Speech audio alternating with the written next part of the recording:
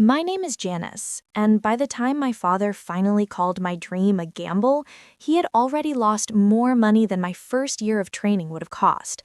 I did not know that yet. What I knew was the look he gave me across the table, the measured pause before he spoke, the quiet judgment that settled in his eyes. It was the look that said wanting more than the life he had outlined for me was reckless, that stepping outside the path he trusted meant I was choosing instability on purpose.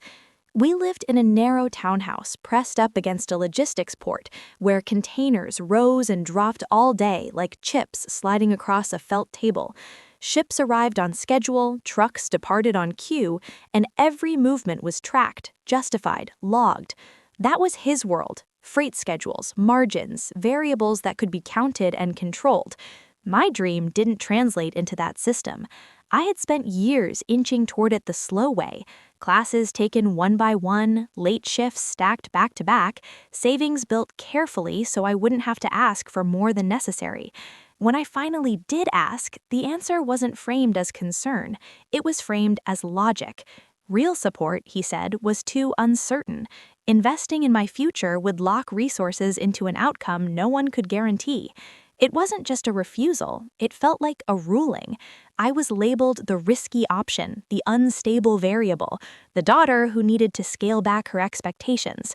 What he didn't say, but what his body revealed, was that uncertainty had already taken up residence in our house long before I ever asked for help. It showed in the way his shoulders never fully dropped, in the phone that never left his hand, in how conversations stiffened the moment money came close. Control was slipping, and he knew it, even if no one else was meant to notice. Have you ever had someone you love look you in the eye and call your dream a gamble like that? Before I tell you what he said and what happened after I walked out, tell me, what time is it for you right now and where are you watching from? I'm curious to see how far this story will travel. The day my father made his decision final looked unremarkable from the outside. No arguments, no raised voices, no doors slammed shut. Just a time, a place, and a chair at the kitchen table, as if we were closing out a shipment instead of sealing off my future. I prepared the way I knew he respected: numbers organized, options ready, tuition broken down term by term, living costs trimmed to the lowest reasonable figure, income from part-time work already factored in. I didn't bring him a vision, I brought him a structure. He listened with his hands folded, his expression neutral in that familiar way that once made me believe I was being taken seriously. He asked questions, but they all circled the same point. How stable was the field? How long until I could support myself? What if conditions changed? What if I changed my mind? Each question framed my future as a fragile root no one wanted to insure. When he answered, his voice was calm, deliberate. The cost, he said, was too high for something without guarantees. The family couldn't afford to tie up that much money in a path that might not return anything. It wouldn't be responsible. He told me he believed in my work ethic, but belief wasn't the issue. The problem, he said, was uncertainty. That was when I realized he wasn't looking for revisions, he was closing the file. Later that same week, I watched another conversation unfold in almost the exact same place. This time, there were no spreadsheets on the table.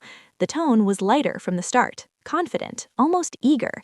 The future being discussed was treated like an obvious asset, something that clearly deserved backing. Costs were acknowledged, then immediately labeled necessary, worth it. Instead of questions about risk, there were statements about opportunity, about doors that couldn't be allowed to close, about how we will make it work. The amount of money committed in that conversation exceeded what I had asked for. The timelines stretched just as far. The outcomes were just as uncertain. None of that seemed to matter. There was no talk of tying up resources, only assurance given freely. Sitting just a few feet away, something sharp slid into place. It wasn't that my father had suddenly become cautious, it was that caution was being applied selectively. In one direction, it acted as armor; in the other, it barely existed. The numbers weren't what frightened him, the idea of backing me was. I replayed the two conversations over and over. Same house, same person holding the decision, same pool of money, completely different logic. Slowly, I started seeing his refusal less as judgment on my path and more as a reflection of fear. Funding me would have required opening numbers he kept compressed and hidden. It would have meant acknowledging where things actually stood. Saying no was easier than admitting the ground was already unstable. Once I noticed it, I couldn't stop seeing it. The way he shut down certain topics the moment money came casually, how he over-explained small expenses but skimmed past larger ones, how confidently he said "we are fine" while avoiding even simple questions about what fine meant. Maybe it wasn't favoritism alone, maybe it was damage control. Maybe the real gamble had already been placed, just not where anyone was supposed to look. Have you ever watched someone enforce two different sets of rules under the same roof and been told both were fair? By then, watching had become instinct. I stopped trying to correct the imbalance with arguments and started tracing it with details. Nothing dramatic, just pieces that slipped by when no one cared who was paying attention. Envelopes pulled from the mailbox and tucked straight into his briefcase, a line on a receipt that didn't match any vendor I recognized, late-night calls that ended the moment someone else entered the room. On their own, they meant nothing. Together, they suggested a shape forming behind frosted glass. The port outside our windows made the feeling familiar. Containers rose and fell in patterns that looked chaotic from the ground, but made sense from above. Life in that house began to feel the same way. Every small movement part of a larger route only one person could see. The first time I saw Daniel again was near a warehouse by the water. I was cutting across the lot after a long day when I heard my name. He looked older than I remembered, but his voice carried the same steady weight. He asked how I was, how things were at home, how the business was holding up in a tighter market. I answered with surface facts, the way I had been trained. Fine, stable, busy, approved phrases. He paused just long enough for the silence to press in, then nodded and said it was good to hear things were still solid, that some people had taken hits lately, that he hoped my father had learned from past close calls. Past close calls. That phrase followed me all the way home. Daniel wasn't careless with his words. If he let that much slip, it meant there was more he chose not to say. After that, the fragments sharpened. Receipts that once blurred together began to align. The same unfamiliar platform appeared more than once, wedged between fuel charges and maintenance fees. Transfers happened quickly, like patches rather than repairs. Conversations that used to center on growth now circled survival, wrapped in optimism that felt thinner each time. Confidence in the house changed tone. It stopped sounding like conviction and started sounding like repetition, as if saying "we are fine" often enough might force the numbers to agree. I began assembling it quietly in my head. A refusal justified as caution, a pattern of rushed adjustments, an old colleague's hint about earlier risks, an online platform that didn't belong in a logistics ledger. I wasn't hunting for scandal. I was trying to understand the rules I was being asked to live by. The word gamble returned, stripped of its original target. It no longer clung to my plans. It hovered over the choices being made in secret, the ones I was now expected to protect by staying silent. The truth didn't arrive all at once. It came in fragments, small enough to ignore alone, sharp enough to cut once they lined up. Money moving between accounts faster than usual. Payments rerouted, then replaced. Fees that didn't follow any pattern I recognized. I had grown up around invoices and freight charges. I knew how flow was supposed to look. This was different. I treated what I noticed like a puzzle someone had tried to scatter. Receipts, overheard comments, stray notes became pieces. A remark about tightening credit followed by an insistence that everything long-term was fine. The online platform kept resurfacing, refusing to stay buried. It appeared where it didn't belong, mixed in with legitimate vendors as if association could disguise it. It didn't move goods or deliver services. It offered chances, outcomes that couldn't be forecasted or controlled. I did not have access to every account, but I had enough fragments to trace an outline. Money left quickly and returned unevenly, sometimes not at all. Periods of tightened spending inside the house matched stretches when those transfers became more frequent. The sharper his reassurances sounded, the more often that platform appeared. I added up what I could see, individual amounts that might have been dismissed as experiments if they stood alone. Taken together, they formed something heavier, a chain of risks laid one over another, each placed with the hope that the next result would repair the last. The sum was roughly $36,000. That number settled over everything and rewrote it in an instant. The money I had been told was too precious to risk on my training had already been poured into a private cycle of high-stakes decisions carried out in the background. My future had been labeled a dangerous bet. His choices had been treated as strategy, even when they followed the same logic he used to warn me against. He had not said no to protect the family. He had said no because the room he pretended did not exist was already full. Funding me would have meant admitting how much had been burned chasing outcomes online. It would have meant revealing behavior that did not match the careful image he built in front of clients, neighbors, and us. The word gamble returned to me then, stripped of every accusation he had loaded onto it. When he used it on me, it sounded like a moral stance. Faced with the reality of what he had done, it read instead like projection. He called my dream reckless while feeding money into a system designed to keep people trying one more time. I did not feel triumphant when I understood that.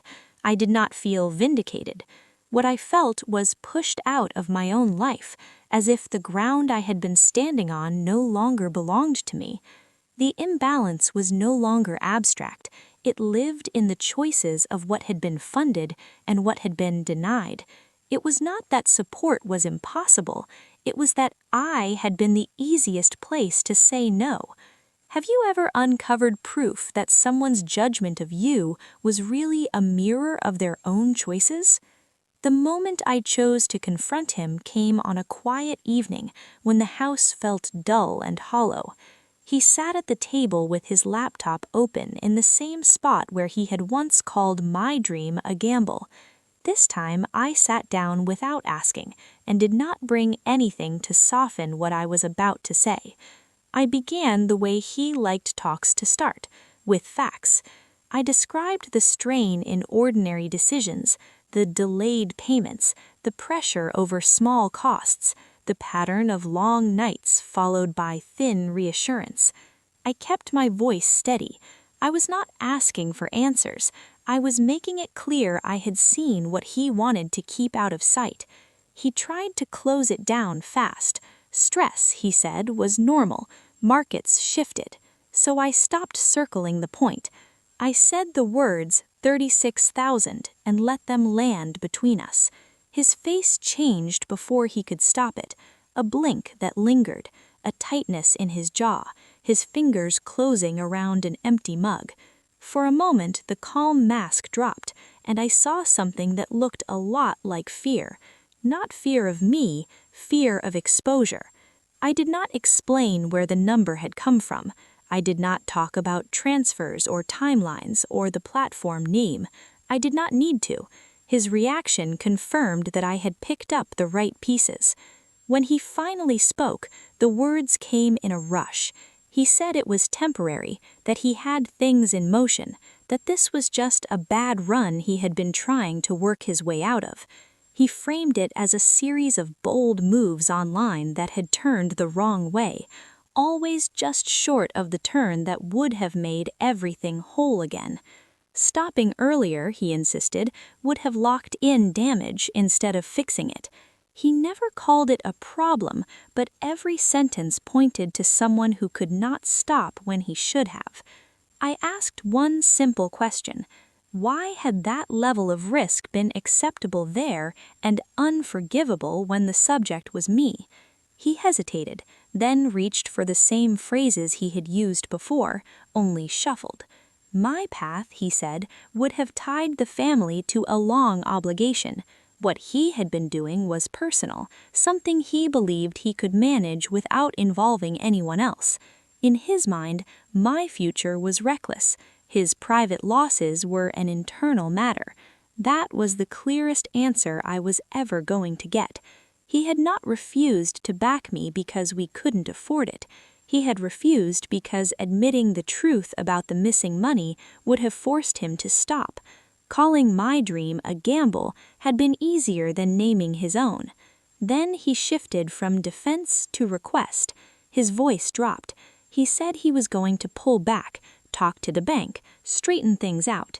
He told me that sharing what I knew would only cause panic, that it would wreck trust that could still be preserved if we handled this between us. What he wanted was my silence, presented as loyalty. In that moment, I understood he was not asking for forgiveness. He was asking for partnership in keeping the secret. He wanted me to carry the weight of what he had done, the same way he expected me to carry the weight of his judgment. My role, in his view, was to absorb consequences quietly, while he tried yet another time to repair damage he had chosen. As I listened, the need to justify myself and the hope that he might see the scale of the betrayal burned out and left only clarity. I could accept that he was scared, that he wished he had stopped earlier, that he had convinced himself he was on the verge of fixing it, but none of that changed one fact. When he had to choose between honesty and hiding, he chose hiding, and he used me to make that choice easier. Have you ever laid the truth in front of someone you once trusted and realized, while they scrambled to protect themselves, that the real decision now belongs to you, not them? The next time we were all in the same room, it felt less like a family gathering and more like a meeting called too late. No one planned that way. It started with small questions that bumped into each other and wouldn't sit back down. A comment about money, a slip in my father's explanation, a silence that stretched too long. I realized there would never be a perfect moment to tell the truth. There was only this one. I did not make a speech. I laid out the essentials the way I had done at that kitchen table before, except this time the numbers were not mine. I spoke about transfers, about the online platform that kept appearing where it didn't belong, about the pattern of chasing losses until the total had become too heavy to hide. I did not raise my voice. I did not dramatize it. I stated it like a shipment manifest, line by line, with 36,000 sitting in the middle of it all like a weight no one could lift. For a heartbeat, the room was completely still. My father's face drained first. It was not guilt that showed up, at least not alone. It was panic, the kind that comes when control evaporates and there is no private version of the story left to protect. My mother's expression shifted next, from confusion to dawning comprehension, as if pieces she had kept in separate drawers suddenly fell into the same box. Then came the reaction that cut through everything. My sister did not ask if he was all right. She did not ask if what I was saying was real. She went straight to the one thing that mattered most to her and asked if her tuition was safe. There it was, spoken out loud with a clarity none of us could pretend not to hear. The question did not land like an accusation. It landed like confirmation. It told me exactly how the unspoken order of this house had always worked. Protection flowed in one direction, sacrifice flowed in the other. My father flinched. My mother tried to soften it with a look, then tried to soften everything with talk of stress, of mistakes, of the need to stay united. None of it touched the core of what had been exposed. I watched my father reach for explanations the same way he had when it was just the two of us. Pressure, timing, the belief that he had been close to turning things around. He said he had done it to keep everyone afloat, that he had been trying to carry the risk alone so we would not have to. The story cast him as someone who meant well and simply misjudged the boundary. But the boundary he crossed had not been about money, it had been about honesty.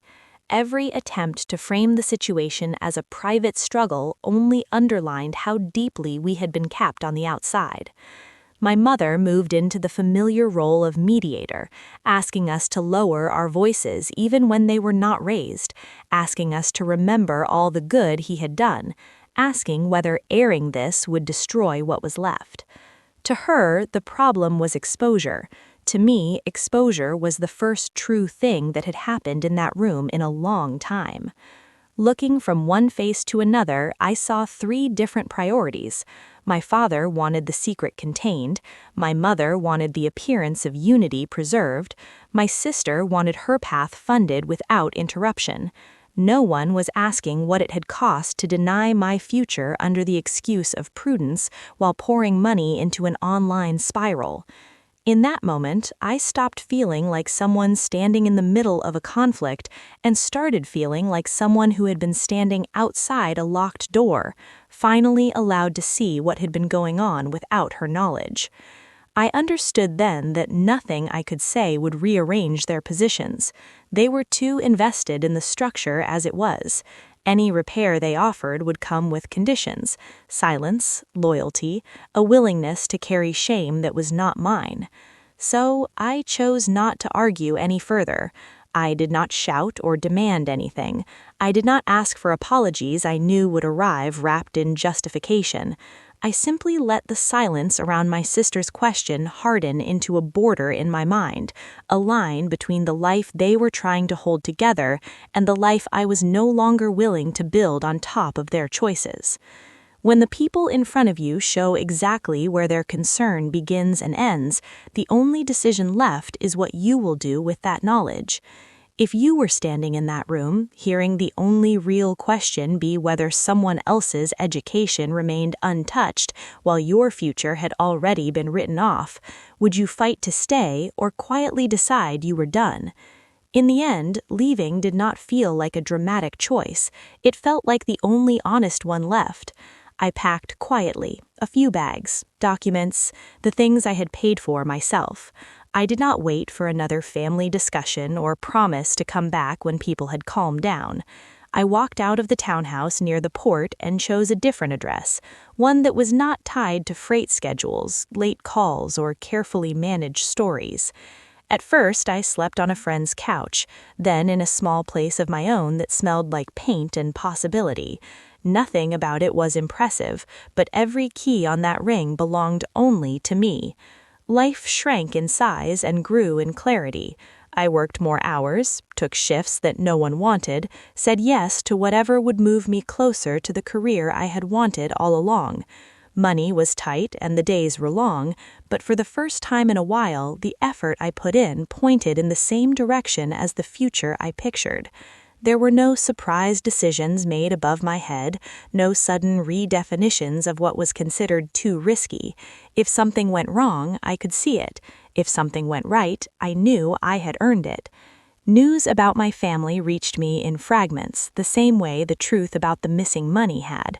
A neighbor mentioned that the business had been sold off under pressure, not as a proud exit, but as a way to cover obligations that could not be delayed anymore. Someone else said the townhouse had been refinanced, then eventually replaced with a smaller rental farther from the port. Creditors don't care about image. Banks don't negotiate with stories about good intentions. I heard that my father finally sat in front of professionals, not clients, and had to describe his behavior in plain terms he had avoided at home.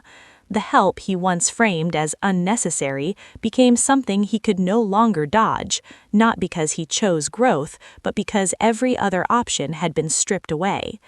I did not attend any of it.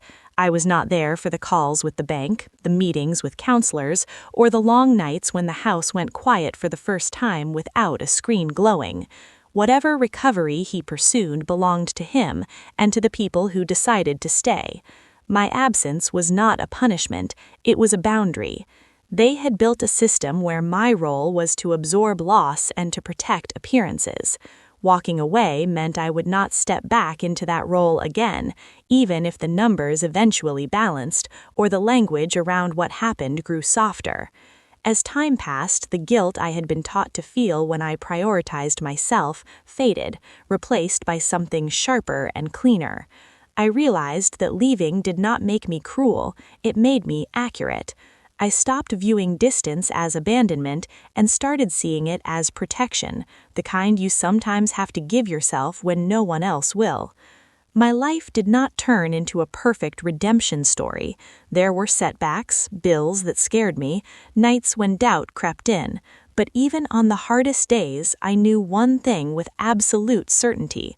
I was no longer standing in front of someone else's losses, being told that my dream was the reckless part. The lesson I carry from all of this is that family is meaningless and that mistakes cannot be forgiven. It is that love without honesty becomes a weight, and loyalty without limits will quietly hollow you out.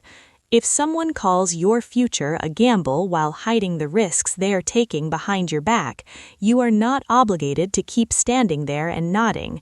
You are allowed to step aside and let their choices stand on their own. Have you ever stepped away from people you were supposed to protect and realized that distance was the first real safety you had ever given yourself? If my story made you think of your own boundaries or of times you were told your dreams were too much, thank you for staying and listening all the way through. Wherever you are and whatever time it is for you right now, I appreciate that you spent part of it here.